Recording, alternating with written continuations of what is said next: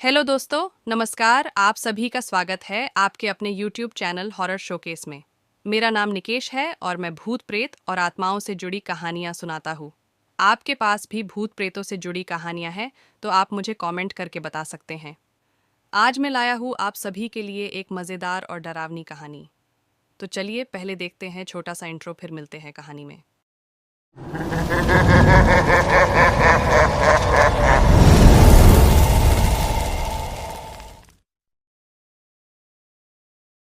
ये कहानी है मोहिनी की। मोहिनी एक छोटे से गांव में रहती थी।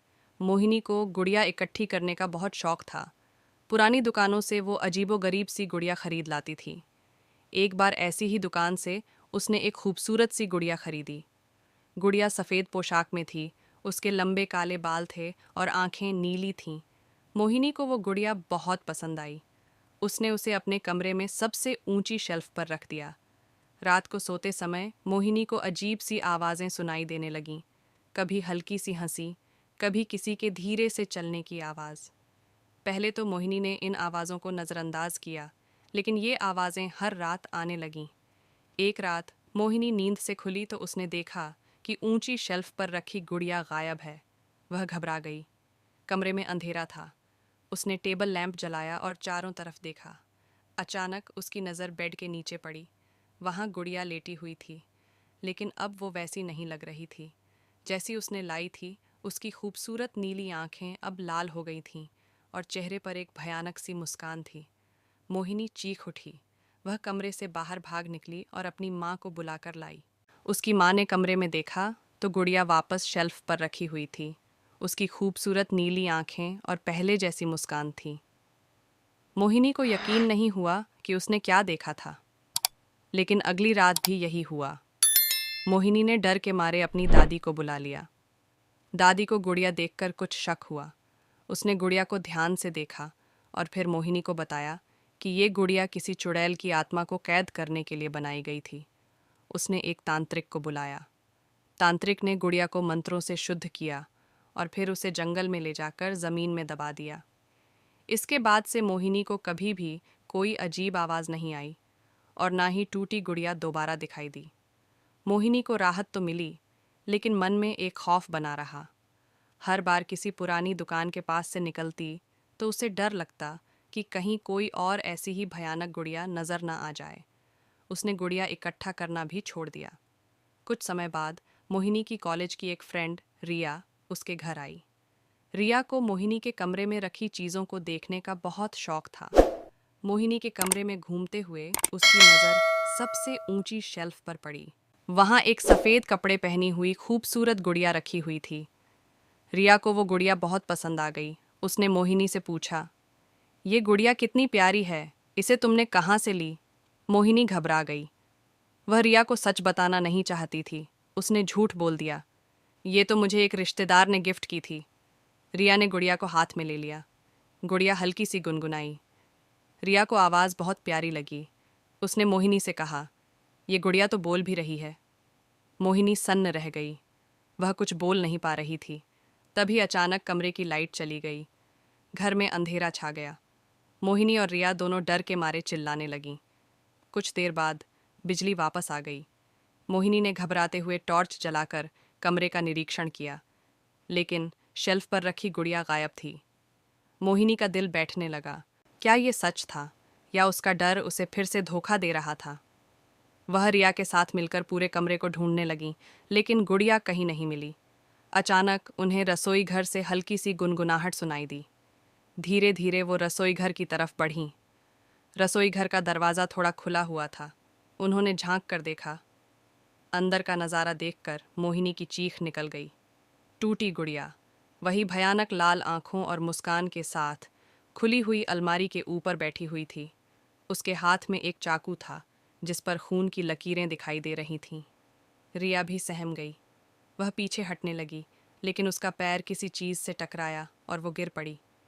गुड़िया ने धीरे से अलमारी से छलांग लगाई और रिया की तरफ बढ़ने लगी। मोहिनी को अपने बचने का रास्ता सूझ नहीं रहा था।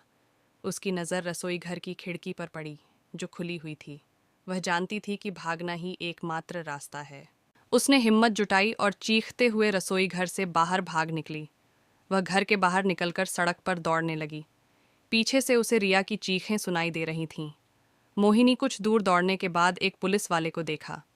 वह उसके पास जाकर रोने लगी और उसे सारी कहानी बताई। पुलिस वाला पहले तो उसकी बातों पर यकीन नहीं कर पाया, लेकिन मोहिनी की हालत देखकर उसे लगा कि कुछ गड़बड़ ज़रूर है।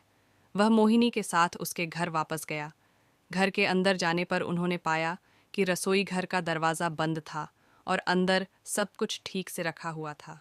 गुड़िया भी गायब थी। पुलिस वाले को कुछ समझ नहीं आ रहा था।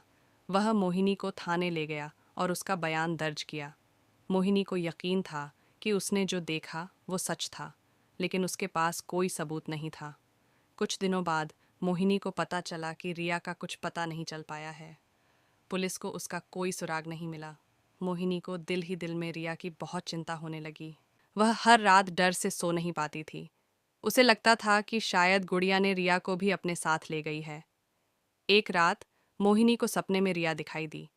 रिया कमजोर आवाज में कह रही थी, मोहिनी, वो गुड़िया, जंगल। मोहिनी की नींद टूट गई। उसे लगा कि शायद रिया उसे कोई संदेश देना चाह रही है। सुबह होते ही मोहिनी उस जंगल में जाने का फैसला किया जहां तांत्रिक ने गुड़िया को दबाया था। वह यह जानना चाहती थी कि आखिर उस रात रसोई घर में क्या हुआ था और रिया के साथ क्या हुआ। जंगल का सन्नाटा डरावना था। पेड़ों की घनी छाया सूरज की रोशनी को रोक रही थी, जिससे जंगल में एक अजीब सी धुंध सी छा गई थी। जंगल की आवाजें, पत्तों का सरसराहट, दूर किसी पंछी की चीख मोहिनी के कानों में गूंज रही थीं। वह डर रही थी, लेकिन रिया को खोजने की जिद उसका साथ दे रही थी।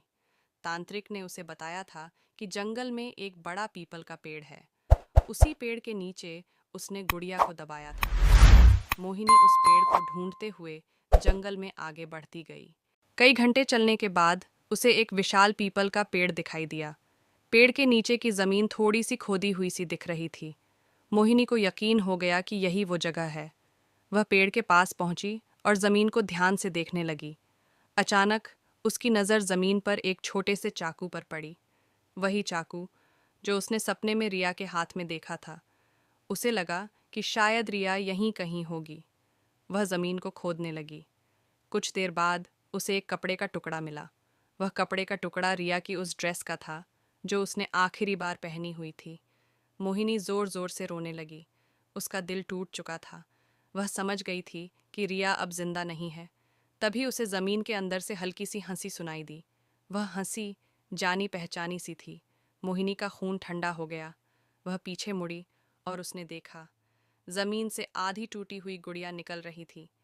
उसकी लाल आंखें चमक रही थीं और चेहरे पर एक भयानक सी मुस्कान थी। मोहिनी चीखने लगी और वहां से भागने की कोशिश की, लेकिन वो अपने पैरों पर खड़ी नहीं हो पा रही थी। गुड़िया धीरे धीरे मोहिनी के पास पहुंची। उसने अपने खून से सना हुआ चाकू मोहिनी की तरफ बढ़ाया। मोहिनी ने आंखें बंद कर लीं और अपने बचाव के लिए ईश्वर को पुकारा। तभी उसे अचानक एक जोर का धमाका सुनाई दिया। जब उसने आंखें खोलीं तो उसने देखा कि एक तांत्रिक, वही तांत्रिक जिसने पहले गुड़िया को शुद्ध किया था, गुड़िया के सामने खड़ा था। उसके हाथ में एक खास तरह का त्रिशूल था। तांत्रिक ने उस त्रिशूल से गुड़िया को छेद दिया। गुड़िया चीख उठी और फिर धुएं में राख हो गई। तांत्रिक ने मोहिनी को बताया कि वो रिया के सपने से उसे ढूंढने आया था। उसे पता था कि गुड़िया पूरी तरह से खत्म नहीं हुई थी और वो वापस आने की कोशिश करेगी। मोहिनी तांत्रिक के साथ जंगल से बाहर निकली। वह रिया को तो वापस नहीं ला सकती थी, लेकिन उसे खुशी थी कि उसने गुड़िया का खात्मा कर दिया था। इस घटना के बाद मोहिनी ने कभी भी कोई पुरानी गुड़िया नहीं खरीदी। वह जानती थी कि कभी कभी कुछ खूबसूरत दिखने वाली चीज़ें भी बहुत खतरनाक हो सकती हैं। जंगल में शांति छा गई थी, लेकिन कभी कभी हवा के झोंके के साथ मोहिनी को रिया की कमज़ोर आवाज़ सुनाई देती थी। मोहिनी, शुक्रिया,